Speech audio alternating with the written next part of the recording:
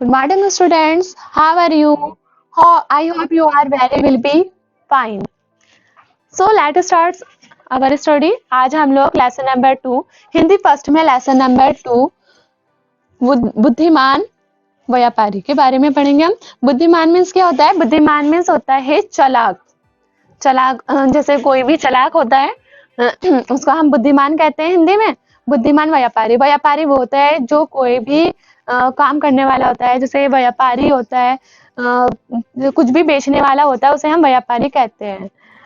इस पार्ट में प्रस्तुत पार्ट में एक गधा है और एक व्यापारी है, जिसकी इसमें व्यापारी जो है वो बुद्धिमान है और गधा तो आप लोग जानते ही हैं कि मूर्ख होता है, यानी कि बेवकूफ होता है। इसमें उन दोनों के बारे में बताया गया है और इसका उद्देश्य है कि ज्यादा चालाकी हानिकारक होती है, क्योंकि हमें ज्यादा चालाकी नहीं करनी चाहिए। और इसमें है आवश्यकता से अधिक चालाकी नहीं करनी चाहिए। हम लोगों को जरूरत से ज्यादा चालाकी नहीं करनी चाहिए। हम लोगों को किसी को भी जरूरत से ज्यादा चालाकी नहीं करनी चाहिए। इसी चीज को लेकर इस पार्ट में बताया गया है। So let start our lesson. बहुत पहले की बात है, बहुत टाइम पहले की बात है। किसी गांव में एक व्यापारी रहता था। व्यापारी, अभी मैंने आप लोगों को बताया कि कोई भी काम करने वाला होता है जो चीजें बेचते हैं, उसका नाम धनीराम था। व्यापारी का नाम धनीराम था। वे बहुत परिश्रमी और दयालु था। परिश्रमी यानी कि मेहनती और दयालु यानी कि काइंडनेस था। उसके पास एक गधा था। प्रतिदिन सुबह वे गधे की पीठ पर नमक लाद कर आसपास के गांवों में बेचने जाता था। वे रोजाना क्या करता था?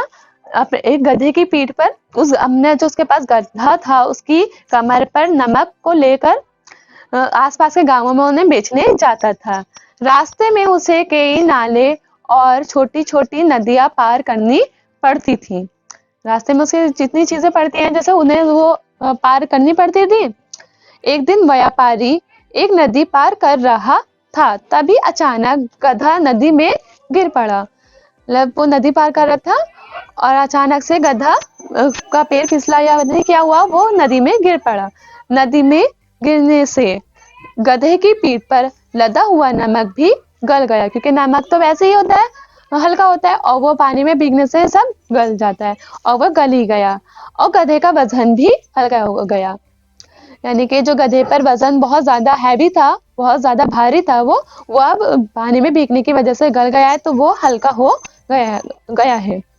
जब गधा खड़ा हुआ तो उसे अपनी पीठ पर पहले की अपेक्षा वजन कम मालूम पड़ा। जब ये खड़ा हुआ तो उसने देखा कि उसकी पीठ पर, उसकी कमर पे जो वजन पहले जितना था उसके अकॉर्डिंग उसके हिसाब से उसका वजन बहुत ज्यादा कम हो गया है। इससे गधा बहुत खुश हो गया, क्योंकि उसका ऊपर इतना वजन रहता था, अब उसका बहुत कम हो गया है, तो अब वो बहुत ज्यादा खुश हो गया। व्यापारी गधे को लेकर अपने घर वापस आ गया, क्योंकि उसका सभी नमक खराब हो गया था। अब वो उसे लेकर घर वापस आ गया। घर आकर व्यापारी ने गधे को उसके स्थान पर बांध दिया, यानी कि जिस जगह पर उसे खड़ा किया जाता था उस जगह पर उसे बांध दिया। उस दिन गधे को पूरा आराम मिला, यानी कि जब वो वापस आ गया था उसका काम, उस दिन गधे को पूरा आराम मिला, यानी कि जब वो वापस आ गया था तो अब उसे बहुत आराम मिला, मतलब उसने पूरा दिन आराम किया। इससे गधा बहुत खुश हो गया। गधा खुश हो गया था क्योंकि उसको आराम करने को मिला था, इसलिए उसे बहुत ज्यादा खुश हो गया था। अब यह बात उसकी समझ में आ गई कि ये बोझ पानी में गिरने के कारण ही हल्का हुआ है। वो समझ गया था कि ये जो मतलब जो भी गिरा है, जो भी मतलब नमक गिरा था पानी में, उसकी वजह से ही वो हल्का हुआ था, उसका वजन हल्का हुआ था। रोजाना की तरह दूसरे दिन भी व्यापारी ने गधे पर नमक की बोरियां लादी, यानी कि उसकी कमर पर लादी रखी और अपने व्यापार के लिए चल दिया, और अपनी मतलब माल बेचने के लिए चल दिया वहां से। गधा जैसे ही नदी पार करने लगा वे जानबूझकर पानी में बैठ गया। जैसे ही मतलब वो नदी पार कर रहा था, ऐसे ही वो जानबूझकर अपनी मर्जी से पानी में बैठ गया। व्यापारी ने गधे की एर देखा, मतलब उसकी तरफ देखा, उसे बहुत गुस्सा आया। उसने उसकी खूब धुनाई की, यानी कि उसने उसकी रोजाना उसकी बहुत ज्यादा पिटाई की, उसको बहुत मारा। वे उसकी चालाकी समझ गया था, वो उसको चालाकी समझ गया था कि जानबूझकर पानी में बैठ रहा है। वह गधे को लेकर वापस आ गया। अब व्यापारी ने गधे को सबक सिखाने की योजना बनाई। उसने एक तरकीब बनाई कि मैं गधे को इस तरह से सबक सिखाऊंगा। अगले दिन व्यापारी ने उस गधे की पीठ पर रुई के गट्ठर लाद दिए, यानी कि रुई होती है बनी हुई, उसने वो उसके ऊपर रख दी है। आज गधे को अपना बोझ काफी हल्का लग रहा था, क्योंकि रुई हल्की होती है, और जब वो उसके ऊपर रखी तो उसको और भी ज्यादा हल्का लग रहा था। लेकिन गधा तो गधा ही था, क्योंकि वो बेवकूफ है, तो वो बेवकूफ ही था। वे व्यापारी की चाल को नहीं समझ पाया। वो व्यापारी उसकी चाल चल रहा था, लेकिन वो इस बात को नहीं समझ पाया था।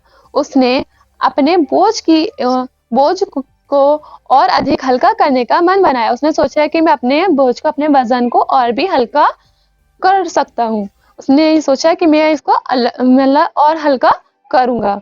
जैसे ही गधा नदी में घुसा, मतलब नदी में गया, उसने वही तरकीब आजमाई।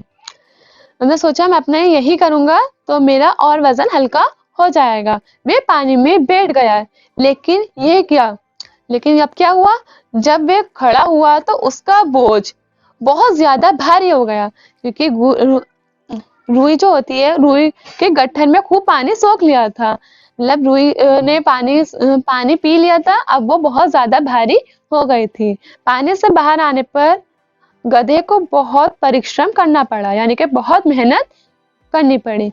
गधा अपनी मूर्खता पर बहुत पछताया, यानी कि अपनी बेवकूफी पर बहुत ज्यादा पछताया कि मैंने ये क्या करा, मुझे नहीं बैठना चाहिए था। उस दिन के बाद वे फिर कभी पानी में नहीं बैठा। उस दिन के बाद उसने सोच लिया, अब मैं ऐसा कुछ नहीं, कभी नहीं करूंगा, और वह पानी में कभी नहीं बैठा। व्यापारी ने सोचा मुख्य सबक सिखाने से ही काबू में आते हैं। मतलब जो मूर्ख लोग होते हैं, जो बेवकूफ होते हैं, उनको जब तक सबक नहीं सिखाया जाए तब तक वो काबू में, यानी कि नियंत्रण में नहीं आते हैं। उन्हें वश में करने के लिए ये कुछ करना पड़ता है, कुछ ना कुछ तरकीब अपनानी पड़ती है। इस सबक में यही बताया गया है कि ज्यादा चालाकी हानिकारक होती है। गधे ने अपनी चालाकी की वजह से ही अपना नुकसान किया, इसलिए हमें या किसी को भी ज्यादा चालाकी नहीं करनी चाहिए। ये चैप्टर आई होप आप लोगों की समझ में आ ही गया होगा। अब इस चैप्टर को आप लोगों को 2-3 टाइम्स रीड करना है। आप लोगों का होमवर्क है कि आप लोग इसे 2-3 टाइम्स अच्छे से रीड करेंगे। Thank you.